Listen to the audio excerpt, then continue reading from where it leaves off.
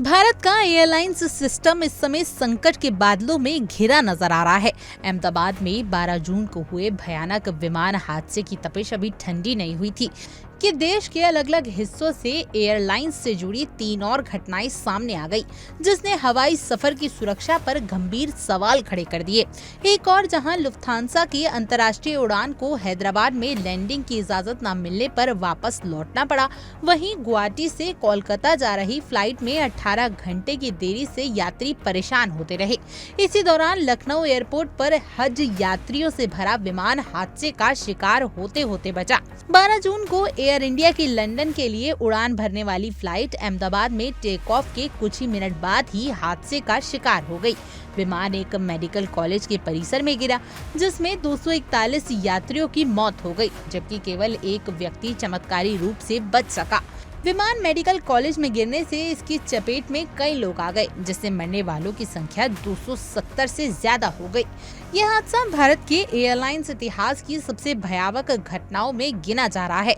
शुरुआती जांच में तकनीकी खराबी को जिम्मेदार माना गया है। इसके बाद अहमदाबाद हादसे के महज 2 दिन बाद 15 जून को एक और चौंकाने वाली घटना घटी।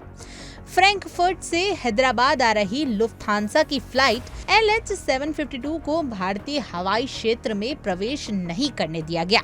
उड़ान के दौरान रूट डाइवर्ट कर दिया गया और विमान वापस जर्मनी लौट आया। बाद में सामने आया कि सुरक्षा एजेंसियों को बम की धमकी की सूचना मिली थी, जिसके चलते ये कदम उठाया गया। विमान में सवार यात्रियों को फ्रैंकफर्ट एयरपोर्ट पर उतारकर सुरक्षित रखा गया। इस पूरी प्रक्रिया में यात्रियों को सीमित जानकारी दी गई, जिससे वे बेहद असहज और चिंतित हो उठे। इसके बाद इसी दिन गुवाहाटी से कोलकाता जा रही एयर इंडिया एक्सप्रेस की फ्लाइट IX1226 भी विवादों में रही। तकनीकी खराबी के कारण फ्लाइट 18 घंटे तक उड़ान नहीं भर सकी।